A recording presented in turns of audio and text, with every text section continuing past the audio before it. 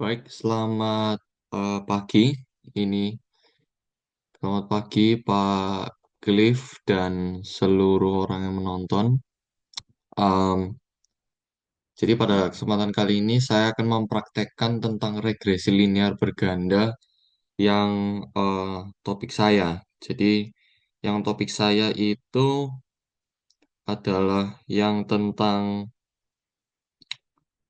eh yang Y-nya adalah jadi Y itu adalah variabel yang dependen yang dipengaruhi yaitu dir. Ini kasus saya dir. Lalu X1 X2-nya, yaitu variabel independennya. Yang pertama ada current ratio sama net margin.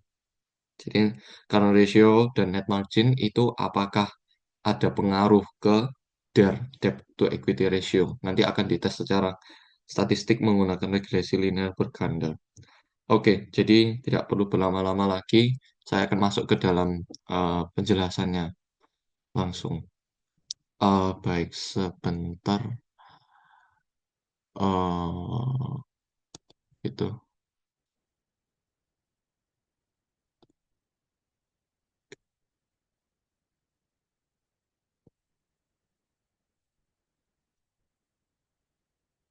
Oke.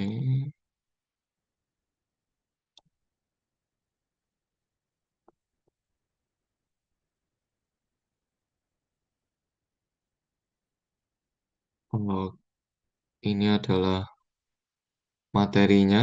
Seperti yang bisa dilihat, saya sudah siapkan semuanya karena ratio net margin. Jadi caranya adalah yang pertama, kita copy ini semua. Oke. Masukkan ke data editor yang ada di Stata. Kita Ctrl V. Terus treat first row as variable names. Oke. Taruh sini. Jadi eh bisa gitu. Jika sudah, oke, kita bisa ngelihat semuanya udah dimasukin karena ratio net margin dia ada di yang sisi row paling atas ya. Nah, kita nggak apa-apa ini quit dulu aja.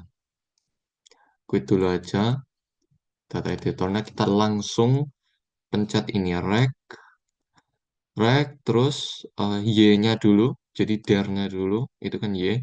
Terus X1, X2. X1-nya current ratio, X2-nya net margin. Kita pencet, oke, bisa dilihat ini ada number observation-nya, total yang diobservasi 53. Terus prop F-nya juga, F value-nya ternyata ya masih relatif di bawah 0,05, oke.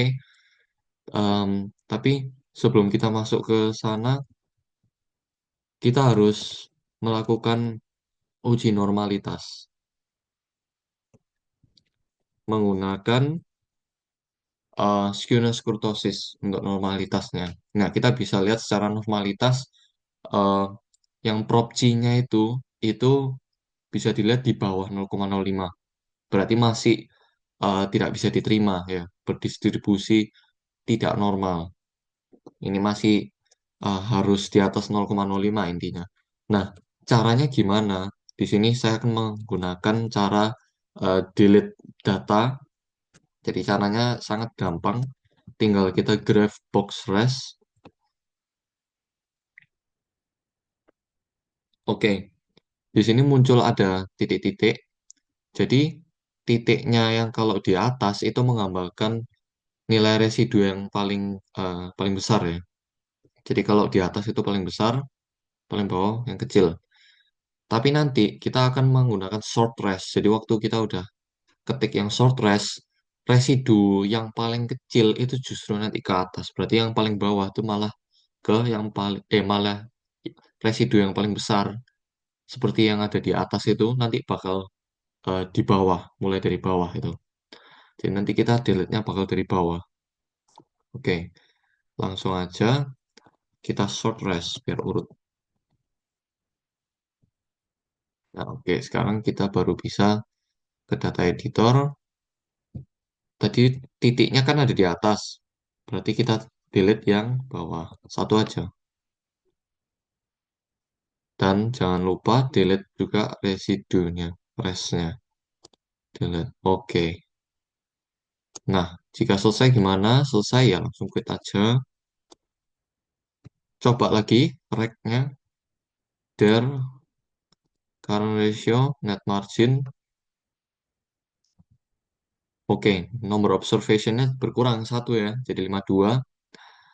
F value-nya juga udah jadi 0,00. Itu nanti yang dicari, tapi nanti dulu kita eh, uji normalitasnya dulu. Oke, masih belum ada perubahan. Kita lanjut lagi, lakukan hal yang sama.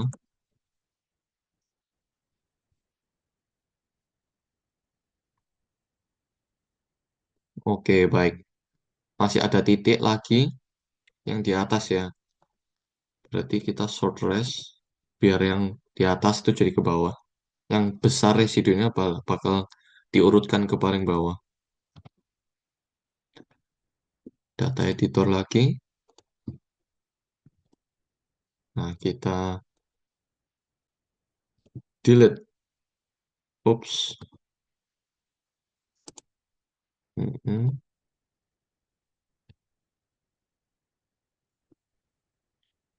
Oke, quit lagi.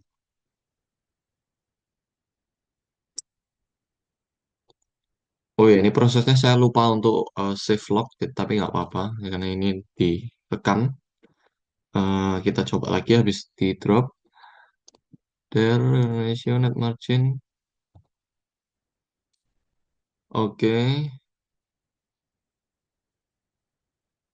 memang ini harus sabar ya guys ya. Tidak boleh. Ini prop C-nya lumayan naik. Oke, berarti ada harapan nih. Kita tidak perlu transform pakai ini. Delete data harusnya bisa.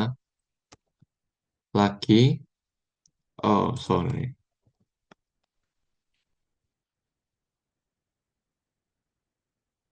Oke, masih ada. Nggak apa-apa. Kita sort press lagi.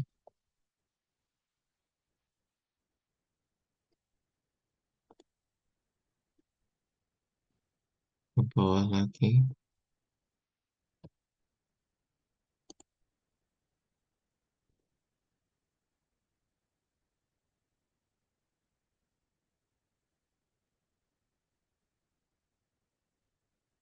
Kita coba apakah udah ada kemajuan. Number observation yang berkurang lagi. Terus predict press.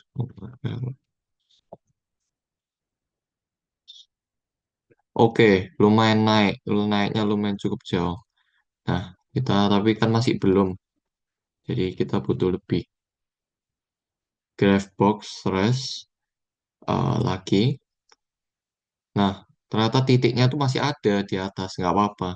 Itu di delete semua. Usahain delete sampai nol. Nggak ada semuanya. Terus rest.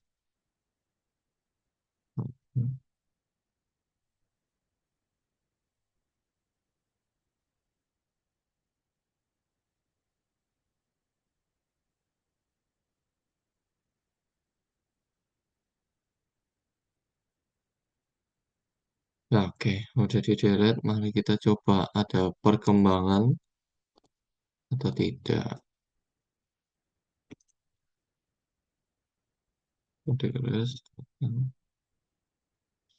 Rest. Sorry.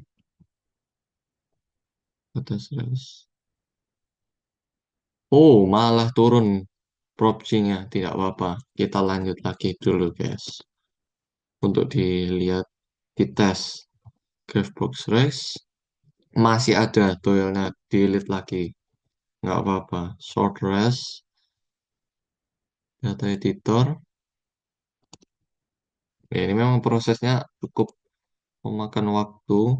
Tapi still follow me. Delete. This might take a while. Oke. Let's try it one more time. Oh, ya, right there, Carnation Margin. Oke, Ridiculous. Tes, yes. Oke, mulai naik lagi. Kita cek. Oh, Ridiculous. Oh, oh, masih ada. Itu kelihatannya titiknya ada dua. Ada kayak numpuk dua. Berarti dua lagi. Tebakan saya dua lagi. Short rest. Oh, wait.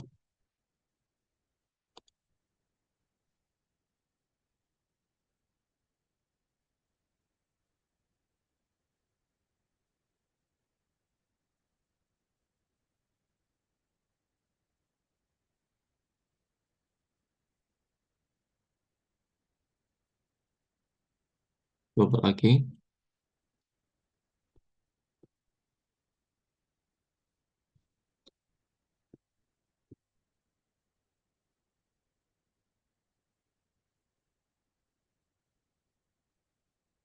Oke, ini nyaris banget kan 0,05. Ya, tebakan saya harusnya benar. Ini kan tadi titiknya sisa satu, kita bisa lihat lagi. Yes. Oke, titiknya benar-benar sisa satu. Short rest, gitu. Kita delete. Oke, jadi ini bakal kita delete yang terakhir. eh kita akan delete yang terakhir.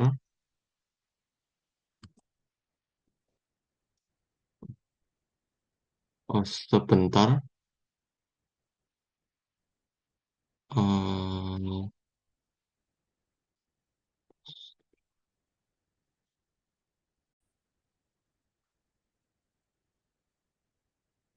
oke, baik.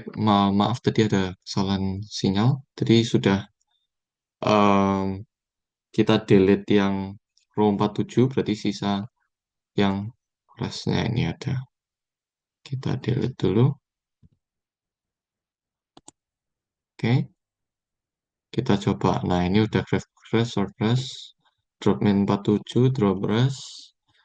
Lalu, oh ya, saya lupa menjelaskan yang drop rest ini harus dilakukan. Tadi yang residu, yang kolom di paling kanan itu harus di-delete. Karena jika tidak itu tidak bisa bekerja. Karena itu yang residunya juga terakhir harus di-delete setiap kali kita mau delete data, kayak di bawah atau di atas.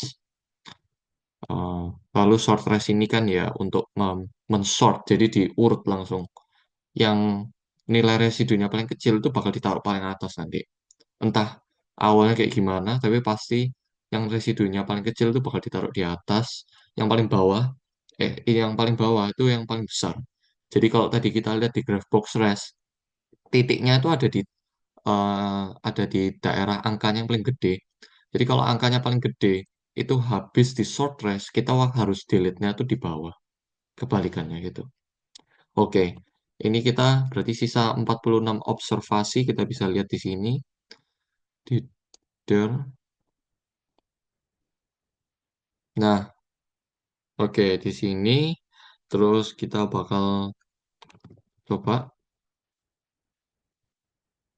terus SK test rest. Oke, ternyata prop-C-nya udah di atas 0,05, jadi 0,08 sekarang. Oke, diterima. Artinya datanya berdistribusi secara normal. Dengan observasinya totalnya harus 46.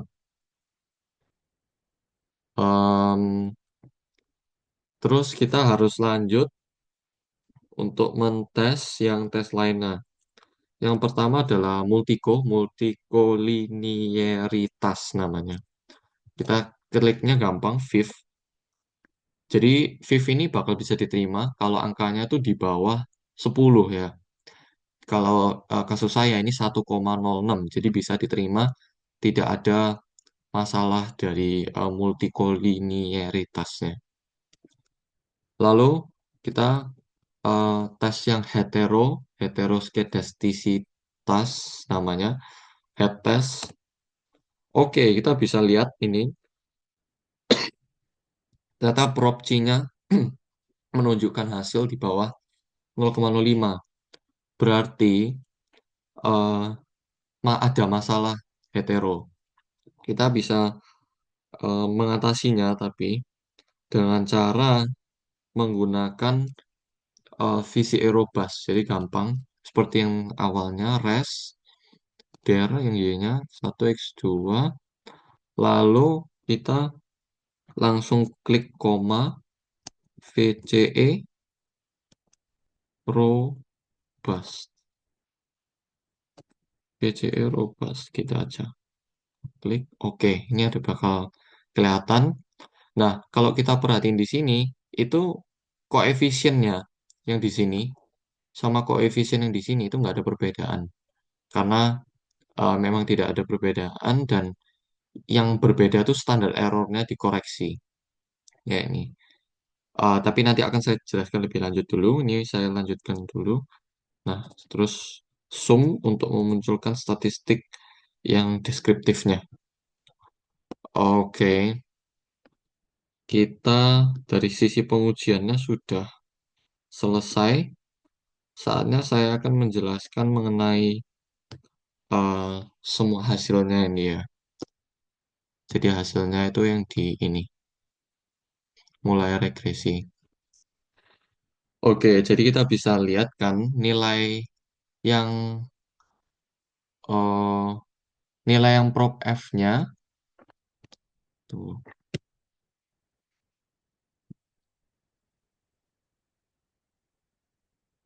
Jadi nilai yang prop F-nya adalah 0,00 ya. Itu ya, atau mungkin ada dibilang F value. Ya prop F-nya kita aja ngomong biar gampang. Jadi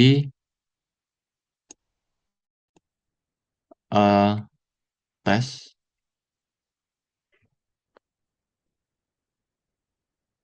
sebentar. Tes tes.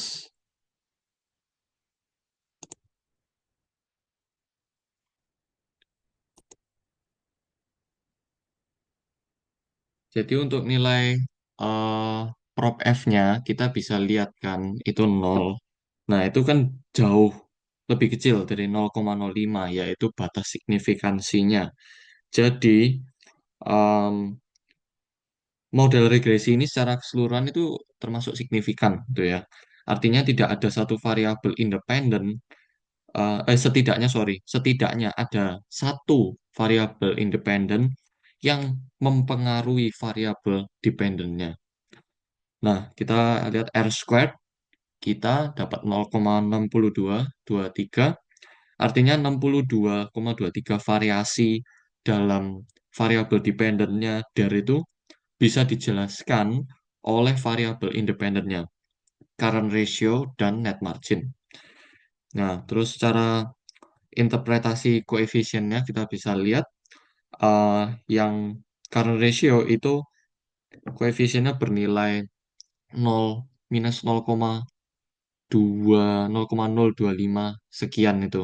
Dan p-value-nya 0,05 itu tepat di batas 5%. Ya, jadi hampir signifikan. Dan net marginnya kita bisa lihat minus juga, tapi p-value-nya lebih rendah. Berarti signifikannya lebih besar, sangat signifikan.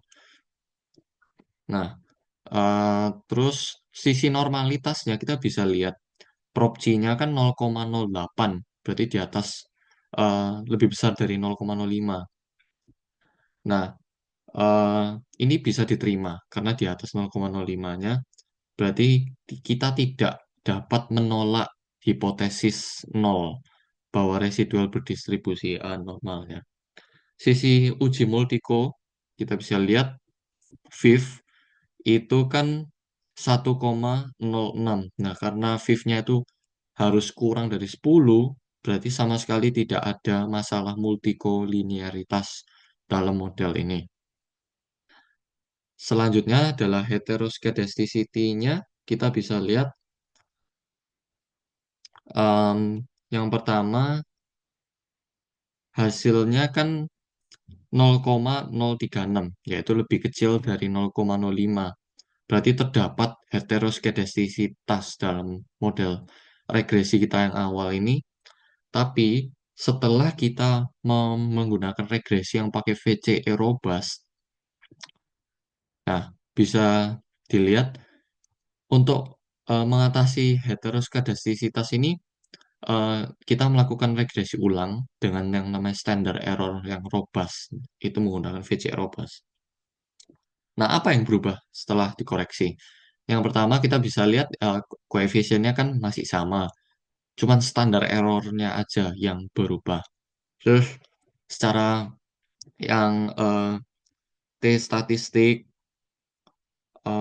T statistik sama p-value-nya tuh kan juga berubah karena standar errornya dikoreksi, itu menghasilkan estimasi yang jauh lebih akurat. Terus, current ratio yang awalnya signifikan, ya di pas di 0,05 yaitu 5% itu jadi tidak signifikan. Kita bisa lihat sampai di atas 0,158, di atas 0,05 kan. Nggak signifikan berarti nggak relevan berarti. Terus net margin itu tetap signifikan, p-value-nya masih 0,00, konsisten, nggak naik sama sekali. Nah, secara kesimpulan untuk summarize semuanya, yang pertama, model regresi ini signifikan secara keseluruhan. Kenapa? Karena prop F itu masih eh, 0,00, di bawah 0,05, meskipun ada naik dikit yang waktu robustnya. Terus tidak ada masalah normalitas, kita bisa lihat tadi karena di atas 0,05. Lalu tidak ada multico, VIF-nya juga rendah, heteroskedastisitasnya juga pertama kan masih di bawah 0,05. Setelah menggunakan VC robust, jadi lebih akurat semuanya, uji T-nya lebih akurat, dan standar error-nya menjadi lebih valid.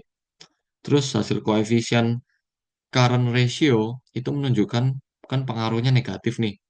Tetapi p-value-nya tuh kan di atas 0,05. Berarti negatif tetapi tidak signifikan ya. Pengaruhnya tidak sebesar itu. Untuk sisi lain, hasil koefisien net margin itu menunjukkan pengaruhnya juga negatif. Kita bisa lihat koefisiennya negatif net margin. Sedangkan dampaknya juga signifikan. Karena p-value-nya bisa dilihat itu 0,000, di bawah 0,05. Oke, jadi current ratio dampaknya ke DER itu adalah negatif, tapi tidak signifikan. Net margin itu pengaruhnya negatif, tetapi sangat signifikan. Nah, kenapa kok VCA robust ini bisa diterima sih sebagai solusi? Karena fungsinya VCA robust itu lebih ke tidak menghilangkan heteroskedastisitasnya, bukan dihilangkan, tapi lebih ke dikoreksi dengan menggunakan standar error yang lebih kuat. Nah, ini kan standar error yang udah dikoreksi ini juga memastikan bahwa uji signifikansi variabel independen itu tetap valid. Nah, berarti ini sedikit extra note implikasi dari atau mungkin hasil dari penelitian ini. Jika perusahaan ingin menurunkan DER-nya, debt to equity ratio-nya, itu bisa lebih berfokus dulu untuk meningkatkan net margin perusahaan itu tersebut. Oke, sekian dari presentasi saya. Semoga membantu. Terima kasih Pak Cliff dan seluruh penonton. Thank you.